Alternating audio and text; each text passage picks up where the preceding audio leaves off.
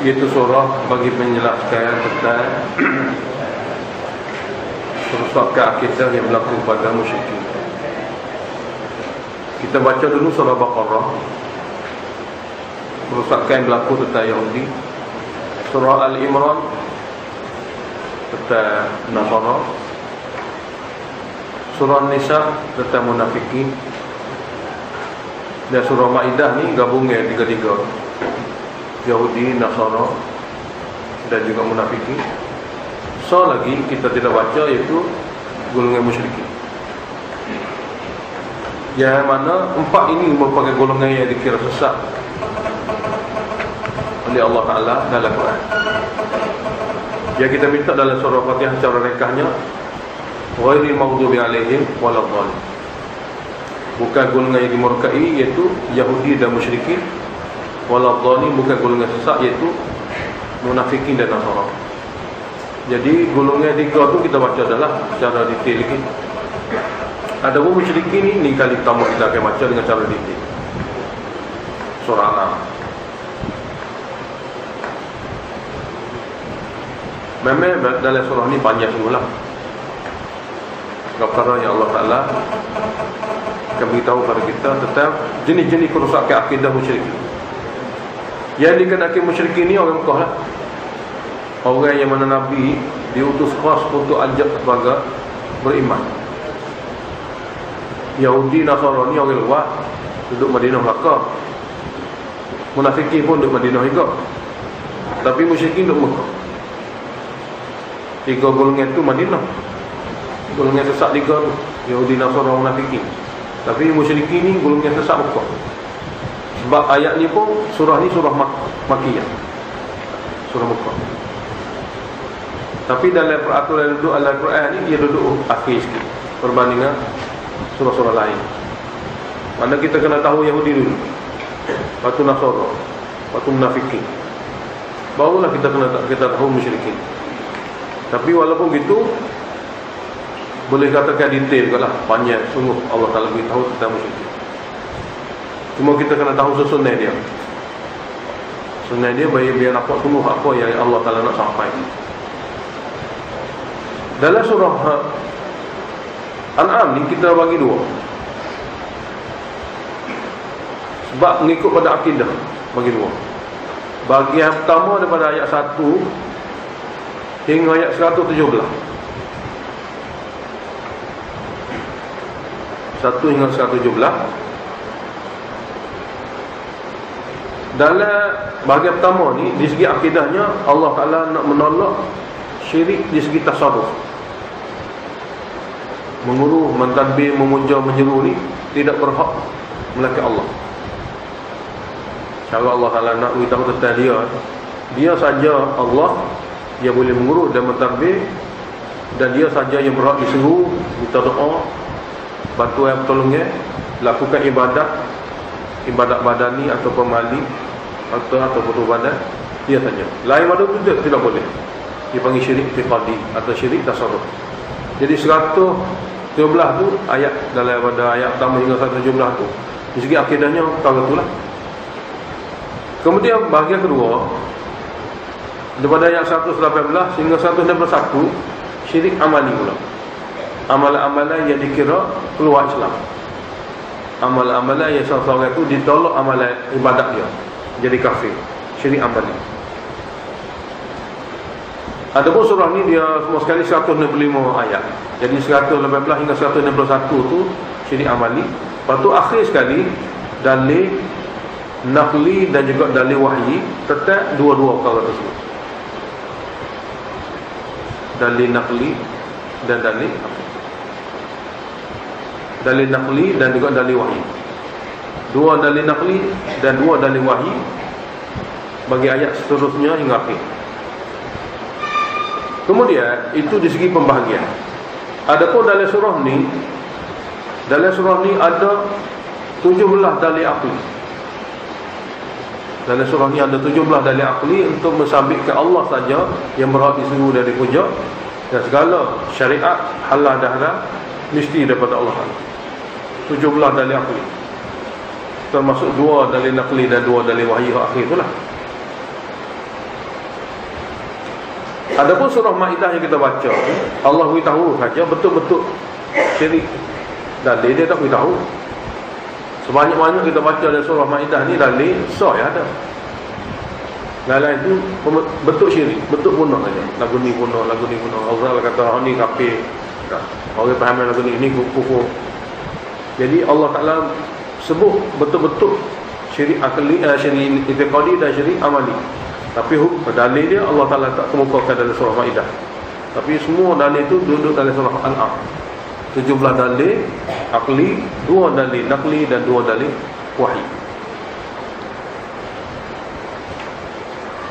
Itu perkara pertama. Perkara kedua, dalam surah ini juga Allah Ta'ala nak menolak 7 kesamaran yang berlaku pada orang kafir musyrik Mekah. 7 kesamaran dia patut dihuraikan.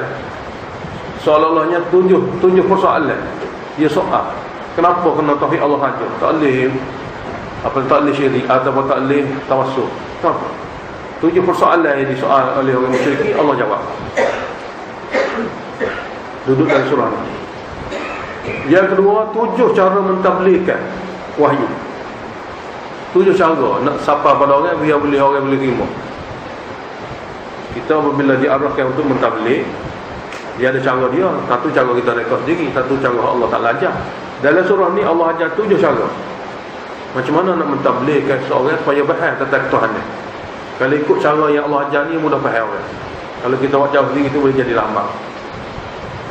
Dalam surah ni. Yang ketiga dalam surah ni juga Allah beritahu 7 sebab kenapa orang kafir ni tak boleh terima tauhid. 7 sebab. 7 alasan dia. Kalau tadi 7 persoalan yang dia keliru, Allah jawab. Kalau ni 7 sebab kenapa orang kafir jadi kafir. Bukan saja orang Mekah ni, sampaikan hari ni pun orang kafir jadi kafir tu kena 7 sebab ni. Mana kalau tak ada 7 sebab ni yang jadi Islam apa? Allah beritahu 7 sebab kenapa orang kafir tu jadi kafir. Orang syirik kekal dalam syirik, degil tak jadi orang tauhid. Dan mana-mana orang kalau ada perkara ni dari dia, dibimbangi lah. Takut-takut dia masuk golongan ni juga. Kalau tak ada sebab-sebab ni, semua sekali jadi ahlullah lah, syurga lah. Tapi dengan sebab 7 ni lah manusia akan jadi kafir pada Allah. Allah sebut dalam surah. Jadi subuh 7 sebab ingkar tauhid dan degil dengan akidah syirik. Tapi duduk pula, duduk tidak susung ABC gitu, tidak 1, 2, 3. Duduk dengan kadang-kadang berselang-seling dengan cerita selingnya macam-macam. Patut tafsir ada berlaku dalam ni pun. Tapi ini benar-benar garis kasar. Jadi semua golongan kafir atau golongan yang dikira sesat, yang Allah Ta'ala nak supaya hamba minta perlindungan sama dalam perkara tu, jelas tak ada banyak niat. Mudah ya. Golongan sesat yang Allah Ta'ala minta manusia tu jangan jadi supaya boleh masuk syurga, 4 ni je. Yahudi, Nasara, musyrikin, munafik. Lain waktu tak ada. Kalau itu semua syurga. Lepas tu dia beritahu awal-awal ngaji Quran biar faham ni. Lepas tu ada surah Al-An'am, dia dah jelas dah golongan-golongan yang kita minta perlindungan tak jadi tu dengan sifatnya semua sekali. Surah Al-Araf ni 3 perkara tak beritahu. Dah jelas molek tak? Dengan penuh keberanian, dengan tidak ada kebimbangan, hendaklah tabligh perkara ini kepada manusia lain. Ini surah Al-Araf. Dengan penuh keberanian, dengan penuh kecekalan, dengan tidak perlu ada keraguan dan kebimbangan, hendaklah tabligh kepada semua orang. Tidak boleh berdiam diri lagi. Supaya jangan semua orang itu bahaya, jangan semua manusia ni tergolong pada mana-mana golongan yang sesat dalam Quran. Jadi golongan yang baik saja, iaitu 4 golongan yang baik seperti mana Allah sebut dalam surah An-Nisa. Dan dalam surah Al-Araf yang kita nak baca ni juga, Allah Ta'ala beritahu kena ikut wahyu saja, jangan ikut hawa nafsu.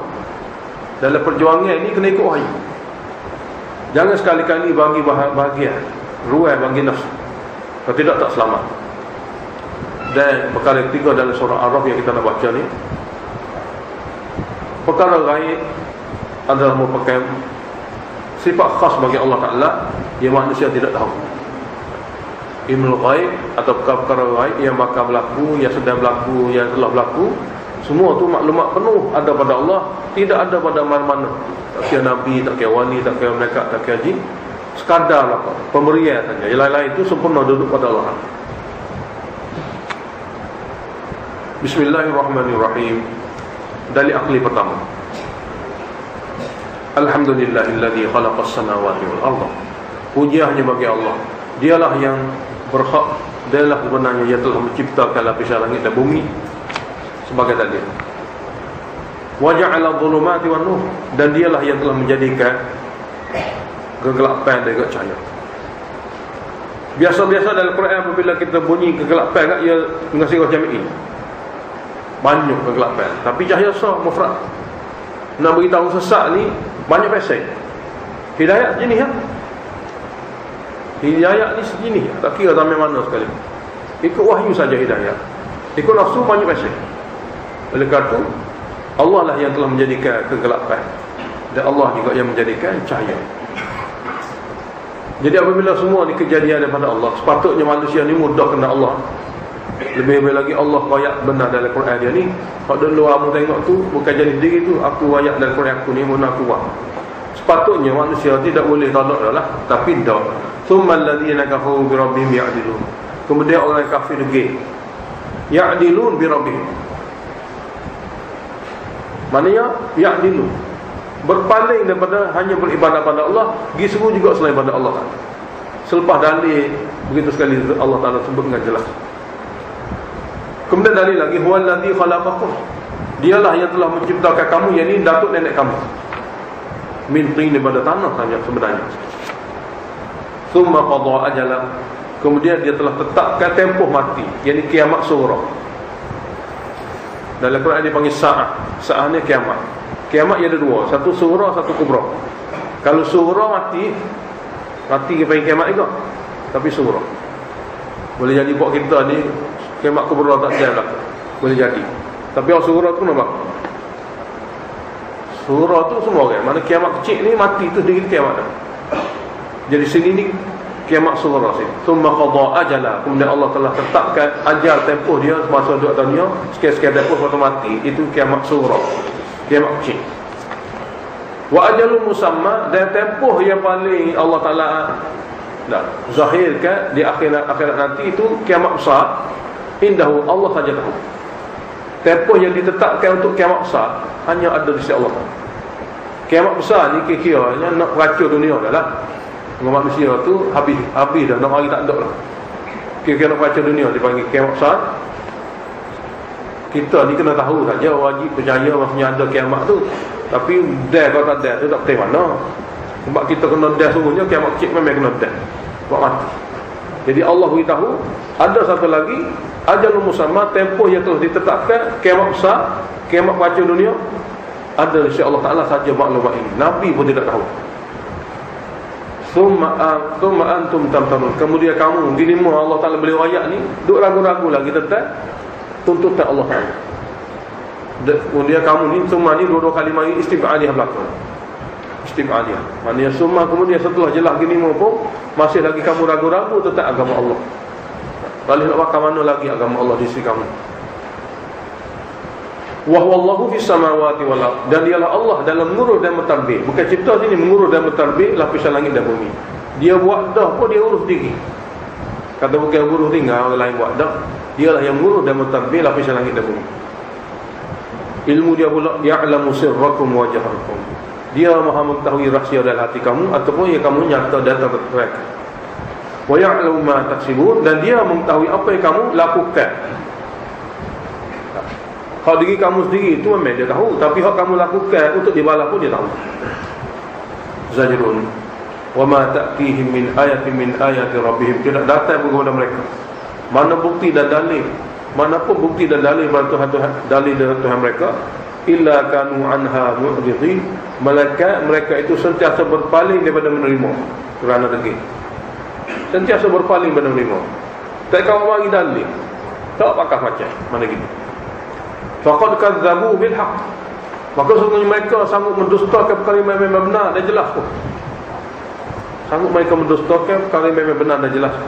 Lamma ja'ahum, apabila benar itu sampai pada mereka. apakah benda yang jelas dan sabit itu sampai pada mereka. Tapi ingat, fasawfa ya'tihim amba, nanti akan datang menimpa mereka amba, berita azab. Nanti akan sampai pada mereka amba, mana berita azab. Azab ma kanu bihi yastahzi'un, yang mereka selalu mempersenda-sendakannya kerana tak dapat tengok masa itu. Sebab Allah kata melalui Nabi kata, wahai manusia, kalau kamu tidak beriman, maka kesudahan kamu diazab oleh Allah. Mati mana mati yang tidak ada beriman, dan akhirat kamu bermula pada mati itu sampai ke neraka tak ketubik-tubik. Lepas tu mereka kerana tak boleh tengok lagi, mereka kata bila, mana. Ini yastahzi'un, mempersenda-sendakan berita-berita azab yang telah disampaikan oleh Nabi. Takhwif duniawi, alam yarau kam ahlakna min qablihim. Tidakkah mereka boleh tengok sendiri? Kam ahlakna, ramai mana ahlakna, kami telah binasakan min qablihim, sebelum mereka ini, zaman sebelum mereka ini, min qarni, daripada penduduk generasi lama di sekitar Mekah ni. Makannahum fil ard, ya kami pernah memberi pada mereka kedudukan di muka bumi. Pernah kami beri kedudukan pada mereka di muka bumi ini. Malam numakkil lakum, yang mana kedudukan itu yang kami tidak beri pun seumpama itu kepada kamu wahai orang Mekah, tapi kami telah binasakan. Wa arsalna as-samaa'a 'alaihim midrara, dan kami turunkan air hujan kat atas mereka midrara, mencurah-curah sebagai rezeki. Wa ja'alna al-anhara tajri min tahtihim, dan kami pernah jadikan sungai-sungai mengalir di bawah pokok-pokok mereka ataupun di bawah kebun-kebun mereka. Dengan begitu pun fa'ahlaknahum, kami binasakan mereka dengan sebab bizunubihim, dengan sebab dosa mereka. Mana pemberian dunia ni kami belaka atas bawah wawi, tapi hak kami nak daripada mereka, mereka tak sempurnakan. Hak daripada kami tidak talawi belaka. Nak lemak atas bawah wawi belaka, tapi alik mereka saja daripada kami atas wahyu tak terima. Jadi fa'ahlaknahum, maka kami telah binasakan mereka bizunubihim, dengan sebab dosa mereka tidak ingin menerima hak kami. Nah, hak kami wi mereka ambil daripada kenikmatan ni, tapi hak kami wi untuk dia ikut, dia tak sih. Lalu ansha'na min ba'din qarnan akhar, kami hidupkan selepas mancurnya mereka itu generasi lain pula di atas dunia. Itu generasi lain sampai ke zaman kita lah. Itu zaman tu Al-Quran, zaman Mekah. Walau nazalna, ni soalan pertama. Soalan pertama, kemuskilan orang Mekah. Dia kata Nabi kata wahyu mana mulut dia, lepas dia tumbik. Kita nak tengok kertas juga. Biar dia masa tu Quran tak ditulis lagi. Jadi orang Mekah ni pasal angin sikit. Dia dah tak boleh baca mana. Nak Quran macam ada tulisan. Sebab dia dengar khabar orang ahli kitab, kalau bunyi kitab kat dia ada kitab lah. Ni Nabi dia ayat mulut. Sebab cara Nabi pada masa mula-mula tu tak ada tulis. Baca apa amal, baca apa amal, gitu. Sebab baca dengar ni boleh faham tak? Akidah aku ni nak patut buat tak lah. Lebih-lebih lagi ayat turun Mekah ni kan, ayat akidah belakang, amalan pun tak ada. Ni dekat-dekat nak hijrah ni barulah turun semayang ke apa. Jadi semua tu benda-benda yang kena faham saja. Jadi bila boleh dengar, boleh faham, selesai masalah. Patut orang Arab yang tidak jenis menulis, dia jenis ngapa. Jadi angin dia nak suruh ayat Quran ni biar jenis tulis juga, supaya dia Nasara. Allah Ta'ala beritahu dalam Quran, jawab-jawapan. Soalannya ada dalam ayat lain, iaitu ayat surah Isra ayat 93. Surah Isra ayat 93 tu soalan dia lah. Nak Quran ni hak turun pada Nabi ni biar ada tulisan. Dan ketika tu Quran ni tidak bertulis lagi lah. Tak, Quran bertulis pada zaman Madinah tu. Allah jawab aja sini, walau nazzalna 'alaika kitaban fi qirtasin, dan kalaulah kami turunkan kepada kamu Muhammad kitab Quran ni dalam kertas, dengan bentuk kertas seperti mana mereka nak, fala masuhu bi aidih, maka boleh setuh sendiri Quran ni dengan tangan mereka, bukan saja tengok-tengok saja pula, setuh dengan tangan boleh. Laqala alladhina kafaru, nasyara kafir di kalangan Mekah ni akan berkata juga, in hadza illa sihrun mubin, tidaklah ini melainkan sihir. Sahih juga dia kata. Nak ikut ayat dia boleh? Tak boleh. Jadi hak mana dia minta tu bukan dia nak ikut, hanya dia minta untuk tak ikut. Dan saya mereka akan kata, in hadza illa sihrun mubin, ini tidak lain melainkan sahih ajalah. Ya. Soalan kedua Rasul kita akan baca. lepas ni muktasar. Alhamdulillahirabbil alamin. Allahumma shalli wa sallim ala Muhammadin wa ala ali Muhammad. Allahumma waffiqna lima tuhibbu wa tarda wa ja'alna 'ala Alhamdulillah billahi rabbil alamin. Nabi Muhammadin nabiyyu. Kita mula kepak juga seperti biasa.